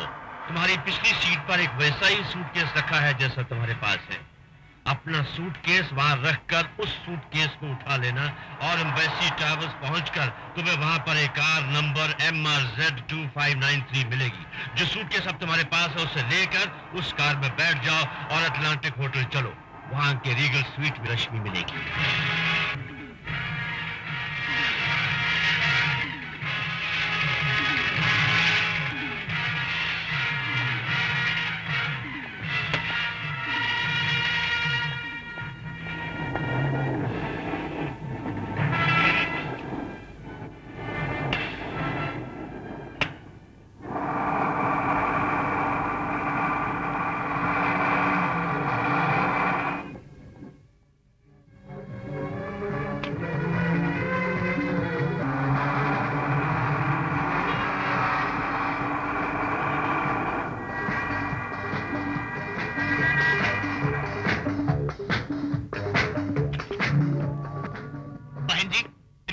कौन से कमरे में? 101. 101. Come in. Rashmi ji, Oh. माफ कीजिएगा, हम किसी गलत कमरे में आ गए शायद। ठीक रूम में आए हो, आओ ना। जल्दी तो लाल भाई बना। अरे क्या हुआ? अरे किस्मत की लगी मार, हमने बोझा बनारसी, ये शेर पढ़ने का वक्त नहीं है। रश्मि कहाँ है? अरे वही तो हम आपसे पूछ रहे हैं। ऊपर तो एक बाला हमरा बलात्कार करने को तैयार थी। अरे हम तो इज्जत बचाकर भागे, नहीं तो थानेदारनी को मुंह दिखाने लायक नहीं रहते। मतलब वो लोग हमें चकमा दे? बिल्कुल चकमा दे गए साहब। इस बैग को देखिए, बैग बदलने को कहा तो हमने बदल दिया। ये नकली है, कुछ नहीं, खाली है। शाबाश शाबाश। खाली शाबाशी से काम नहीं चलेगा सेठ। मैंने तुम्हारी चीज तुम्हें वापस कर दी, अब मेरी चीज, मेरे खानदान की अमानत मुझे वापस कर दो। वो क्या है रघुनाथ के मेरी चीज बोलती नहीं है, लेकिन तुम्हारी चीज के मुंह में जबान है, हमें नुकसान पहुंचा सकती है। ये बात रश्मि को उठवाने की हिम्मत करने से पहले सोचनी चाहिए थी सेठ। वो मेरे भाई की मंगेतर है, मेरे खानदान की होने वाली बहू है। मैं ये हरगिज बर्दाश्त नहीं कर सकता कि वो यहाँ तुम लोगों के बीच इस हाल में रहे। मैं हर हालत में, हर कीमत पे रश्मि को यहाँ से बाइज्जत ले जाऊं। आज पहली बार देख रहा हूँ रघुनाथ कि तुम ऊंची आवाज में मेरे सामने बोल रहे हो, लेकिन कान खोल कर सुन लो, रश्मि यहाँ से नहीं जाएगी। मैंने कहा ना, रश्मि हर कीमत पे जाएगी और मेरे साथ जाएगी।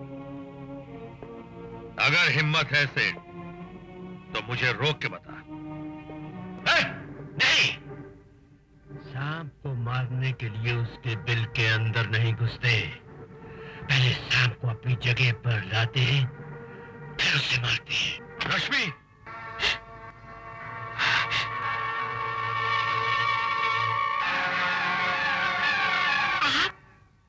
ये एक लंबी कहानी है रश्मि, मैं तुम्हें फिर सुनाऊंगा। अभी निकल चलो, जल्दी करो, चलो।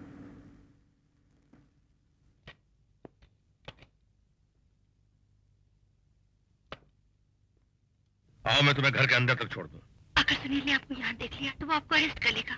आप अंदर न आए तो अच्छा होगा। देखो, सुनील अगर घर पे ना हुआ तो सेठ के आदमी तुम्हें परेशान कर सकते हैं, और अगर सुनील घर पे हुआ तो तुम फिक्र ना करो, मैं उसे समझा दूंगा। वो ये नहीं समझेगा। नहीं समझेगा तो देखा जाएगा, लेकिन मैं तुम्हें यहाँ अकेला नहीं छोड़ सकता। आओ।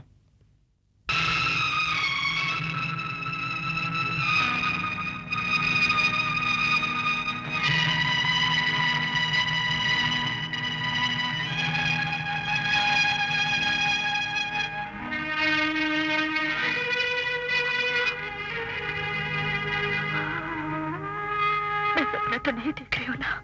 जानकी, ये तुम्हें हो ना? इस दुनिया में एक पुरुष है, वो है सजन हमारा। चांद कभी भरे नजर न देखो, चांद कभी भरे नजर न देखो, नजारा।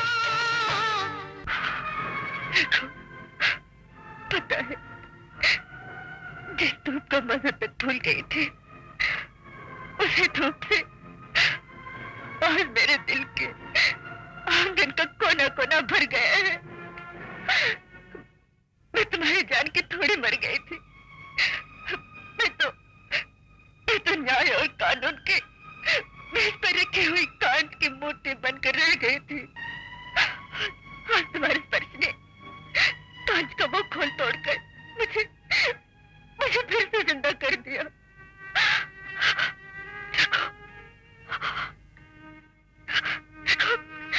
तुम इतने दिन कहाँ गायब हो गए थे? तुम्हें फिर अभी मेरी याद नहीं आई? देखो,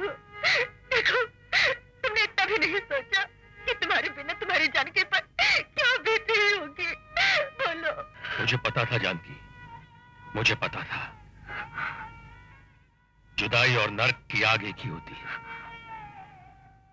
मैं भी तो उसी नर्क की आग में चल रहा था, फिर भी तुम्हारे पास तो सुनील था। मैं तो बिल्कुल अकेला था जानकी, बिल्कुल अकेला था। तो क्यों नहीं आए? मैं एक दिन आया था। आए थे? कब? उस दिन जब मेरे मरने की खबर आ चुकी थी, तुम पत्रकारों से बात कर रही थी और तुमने मेरी लाश तक को देखने से इनकार कर दिया था।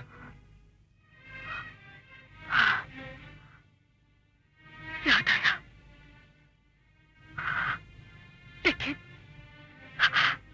लेकिन तुम्हारी मौत के सदमे ने मुझे होश में न रहने दिया।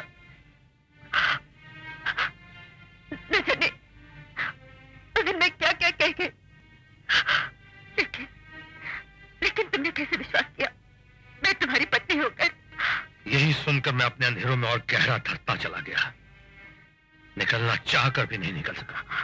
तुमने ऐसे क्यों किया रघु? मुझे छोड़ दिया, अपने भाई को छोड़ दिया, अपने घर छोड़ दिया। क्यों? इसलिए, उस अंधेरे के लिए जिसके नसीब में कोई सूर्योदय नहीं है। मेरा भाई छोटा सा था और मुझे यकीन था कि उसे तुम मुझसे अच्छा पाल सकोगी। और मैं? तुम बहुत बड़ी थी, न्याय और कानून के शिखर पर बैठी थी। नजर ही नहीं आ रही थी जानकी, और उस ऊंचाई से देख भी नहीं पा रही थी कि नीचे धरती पे वही कानून लोगों के साथ कैसे कैसे अन्याय कर रहा है। और ये सोचकर तुमने मुझे जुदाई की सजा दे डाली। और अग्रज जी, वाह, तुमने मेरे साथ बड़ा अन्याय किया। एक सुहागन को इतनी बरसों तक निर्वा बनाए रखा। सिंदूर के वो लकीर जो हर सुहागन के मांग में गंगा की तरह बहती रहती है, और तुमने मुझसे सिंदूर के वो गंगा छीन ली। अब न्याय और अन्याय की बात करते हो। तुमने समाज के अन्याय का बदला मुझसे लिया। तुम्हें समाज हो।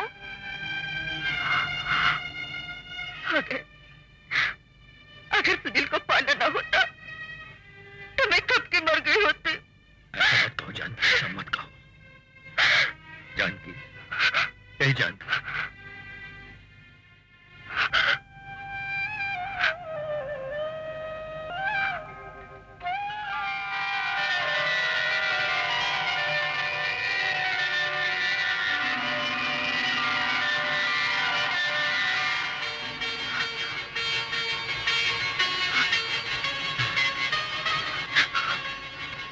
जानकी, जानकी,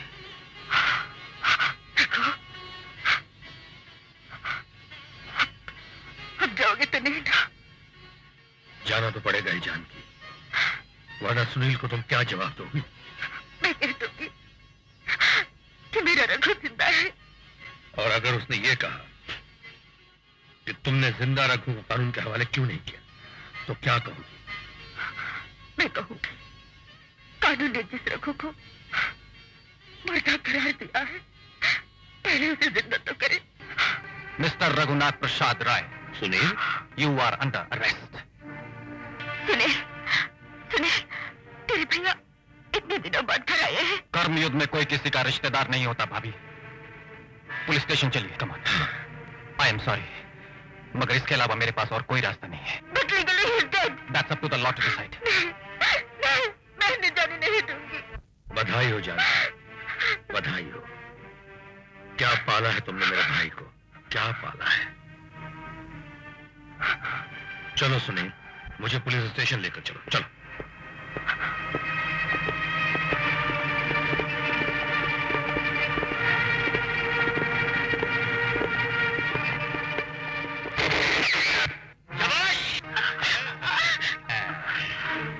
इंस्पेक्टर, इन दोनों को तो तुम अच्छी तरह से पहचानते ही होगे। ये तुम्हारी मां समान भाभी है जिसने एक रिक्शा पुनर के छोटे भाई को पाल पोस कर ये पुलिस की वर्दी पहनाई है। और ये रेशमी तुम्हारी क्या होने वाली है ये तुम अच्छी तरह से जानते हो। तुम चाहते क्या हो? बस यही कि रघुनाथ मेरा खास आदमी है, मेरे सारे राज जानता है। इसे भला मैं तुम्हारे साथ कैसे जाने दूं? हाँ, अगर जज जानकी और रश्मि की जिंदगी चाहिए तो इसे रहा कर दो। सेठ, मैं गिरफ्तारी नहीं हूं तो मुझे रिहा कैसे करेंगे?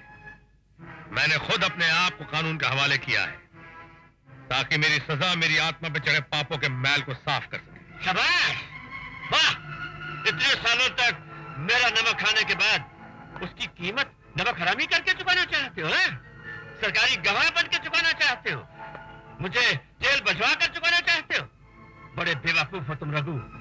और तुम खबरदार, इंस्पेक्टर अगर हिलने की कोशिश की तो याद रखो मेरे आदमियों के पास भी हथियार हैं। और तुम इंस्पेक्टर, अगर तुम इन दोनों की जिंदगी चाहते हो तो तुम्हें कीमत देनी होगी।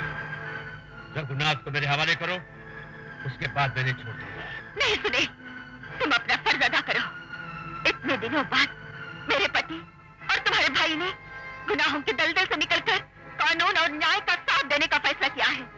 मेरी ये जीत मेरी जिंदगी से ज्यादा है, और कानून की ये जीत के लिए मैं 1000 बार मरने को भी तैयार हूँ। इतनी आसानी से तुम्हें थोड़ा ही मारूंगा जल जानकी। फिर अपने आदमियों से कहूंगा। अपने केस में क्या बताऊं कि अपने आदमी से क्या कहूंगा। तुम खुद ही सोच लो कि तुम अपनी आंखों के सामने ये सारा तमाशा देख सकोगे। हाँ,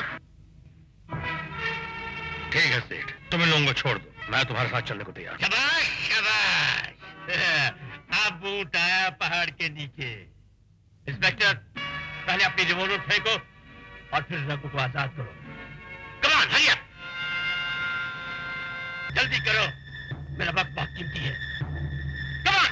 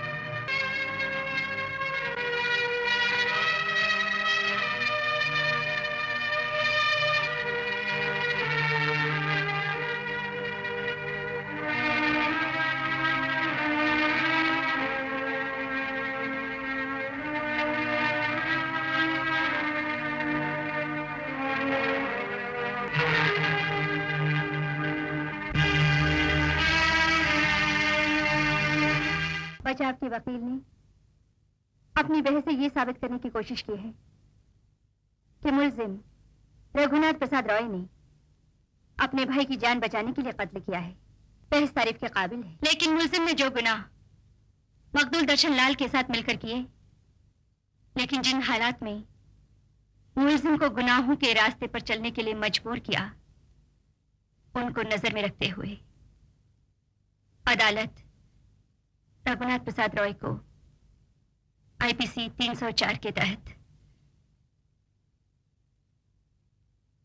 7 साल की सजा देती है।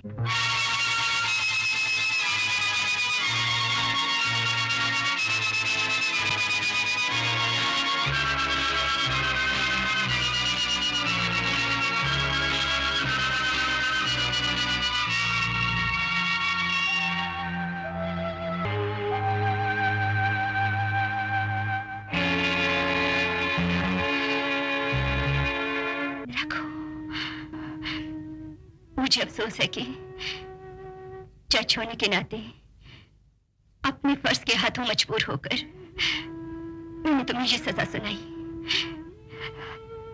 लेकिन तुम्हारी पत्नी होने के नाते मैं तुमसे माफी मांग रही हूँ। मुझे माफ कर दो। कैसी बातें कर रही हो जानकी? मुझे हर हाल में तुम पे नाज है। वैसे भी मुझे अपने गुनाहों की सजा मिलनी बहुत ही जरूरी थी। जो भी हुआ उसे एक भयानक सपना समझ के भूल जाओ। 7 साल की तो बात है, बस देखते देखते यूं ही 7 दिनों में निकल जाएंगे। 7 साल तो क्या, 7 जन्म तक भी मैं तुम्हारा इंतजार करूंगी। रघु।